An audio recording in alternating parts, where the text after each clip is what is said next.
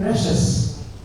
Allah Ta'ala tells us in the Holy Quran that one life is worth the whole humanity.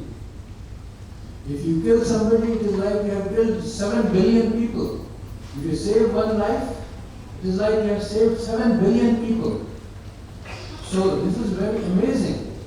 Every single one of you, everyone who is sitting here, his life is worth the whole humanity. How can this be? I don't feel that I am all that important or valuable, but Allah Ta'ala says that you are that valuable.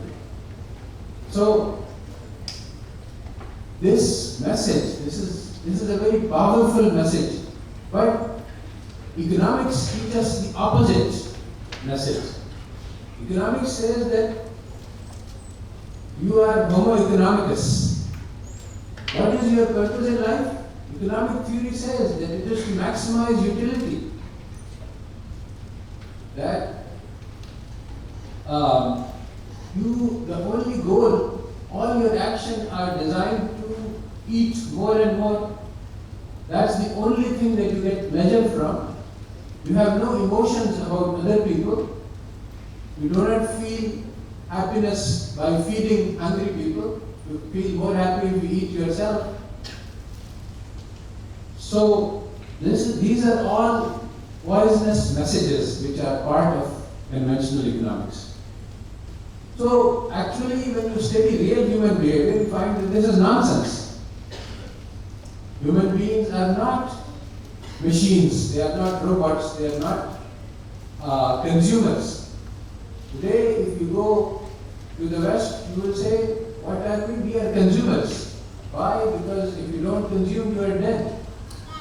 So in our language, in Urdu, there is no word for consumer. So they have invented one because it's so important to economics.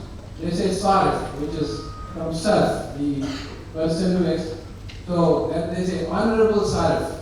Why? Because this is in the West, the consumer is all important. The economic system is driven by the consumer. But in Islam, consumption is not the focus of life. But in economics, consumption is the purpose of life. So, has it always been this way, that consumption has been the most important activity that anyone can do? No, this is a new development, even in the West. There is a great transformation which took place, in which a traditional society was converted to a market society. So this is too long and difficult and complex to go into, but let me just explain. What is a market society? By the way, we are all living in a market society. We haven't seen any other kind of society. But a market society shapes your minds. And what is a market society? A market society is something where everything is for sale. Your life is for sale. You are a person who is a commodity. You are not an individual. You are just an interchangeable part in a machine. What is the purpose of an education? It is to create human resources, not human beings. Very important. What is a human resource? He is an interchangeable part in a machine. You can take one out and put in the other part. They are all standardized parts. You are not taught who you are, because you are unique. There was no one else ever in the history of this planet who is like you. There will be no one else who will be like you tomorrow. You have a unique set of experiences, but these are not desirable for the market. The market doesn't want that. See, if you look at the birds, you look at the trees, they are all unique. But from the market point of view, a tree is just some wood to make furniture with. And a fish is just to cut to make eat. It is not beautiful. It doesn't have its own life. It doesn't have any feelings. You know, there was a shark that killed its owner in SeaWorld in the USA. It was kidnapped when it was a baby. The mother followed the ship for a long time. So even these animals, they have feelings. And the Prophet ﷺ, he taught about the feelings. One of the Sahabi brought a baby bird and he said, the mother is feeling pain. You must return this baby bird. So, Islam teaches us to have a heart, but the market economy, everything is for sale and you are for sale. And you are trained that you are a commodity for sale. Students who come to me, they ask, what should I study so that I can make the most amount of money?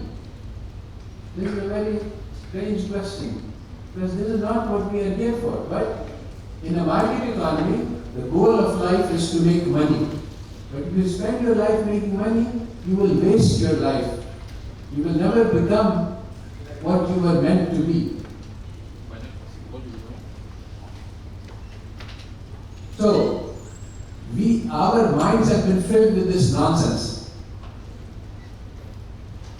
So, we have to understand that this question is the most, oops, this is the wrong way. So, how come we believe this nonsense? This doesn't match what Islam teaches us. Many of the things we are taught have no relation to Islamic teaching. In fact, they are contradictory. So the economics says that you should maximize utility, but the Quran says, لَن تَنَالُوا الْبِرَّ حَتَّى تُنْفِقُوا مِمَّا تُحِبُّونَ. So it says instead of maximizing utility by consuming more and more, take the most precious thing that you have and give it to the others for the sake of Allah. This is not going to maximize your utility, you're going to minimize. But we believe all of these things. We believe that, this is the economics department, right? So, we are taught that, you see this lady, she is shopping for tomatoes. You know what she is doing? She has this multivariate function. And she is now taking the partial derivatives with respect to all of the arguments. Now she has this non-linear system of equations, and she has the budget constraints. Now she is solving this equation and she has calculated and found out that the answer is 4 kilos that I must purchase. It is nonsense, ridiculous. It's a joke. But this is what we are taught, and this is what we learn to believe. So why do we believe these things? Well, one of the most important books of Edward Said is Orientalism. It says that in the early 20th century, Europeans had conquered about 85% of the globe. All of the European literature, all of their science and theory and history and novels, they are all based on the assumption of superiority created by this global conquest. We conquered the world, so they are entitled to be superior. At the same time, all of our literature is filled with the assumption of inferiority, that yes, they are the leaders. Whatever they say, that must be right. So we believe everything they say without actually evaluating it. So the knowledge that we have is created by the interests of power. To just give one very simple example of how power corrupts knowledge, we can take the Iraq War. It is just one simple example. The Iraq War was actually carried out for the purpose of controlling the oil. But that was not what was said about it. What was said was that there are weapons of mass destruction, and we are trying to save the world from an evil dictator, and we are trying to save the people, to bring them democracy. Nothing like this happened. There were no weapons of mass destruction, and the people's life became very bad. So, what is being said and what is actually being done is very different. The same thing is true about the global conquest. The conquest, it was said that the whole world is ignorant, is in darkness, everybody is a barbarian, and we are in Europe are the only civilized people. And so we are giving everybody the benefit of civilization by conquering them. But this is not really the truth. So you have to understand that if people are conquered, then the conquest requires their cooperation and consent.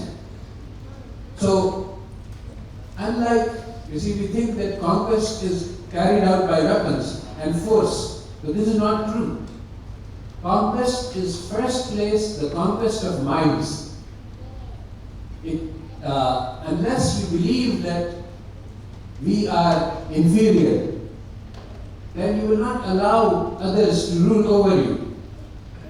So the story that we have learned from Europeans is that we are advanced, intelligent, and civilized, but the truth is very different. And now it is coming out. There is this book by Shashi Tharoor, Era of Darkness, which explains the truth about how the British ruled over India. Similarly, there is this book by Ines Hollander, Silence Voices, which describes what really happened in Indonesia during the colonization. Now, the truth is so horrible that we have forgotten it. It is traumatic. It is traumatic for us to remember how brutal the colonization was. It is traumatic for them, the Europeans who did it, to remember it, because it's very, very inhuman what was done. But this painful thing, we must understand in order to be able to overcome it and to go through it. So, modern economic theory is just a manifestation of European power. It is a justification of colonialism. It says that if somebody has wealth, it is because they have earned it. It is the marginal product of labor. If somebody is very rich, it is because they contributed that much to the world. And there is this capitalism, which is the religion of the market society, and it says that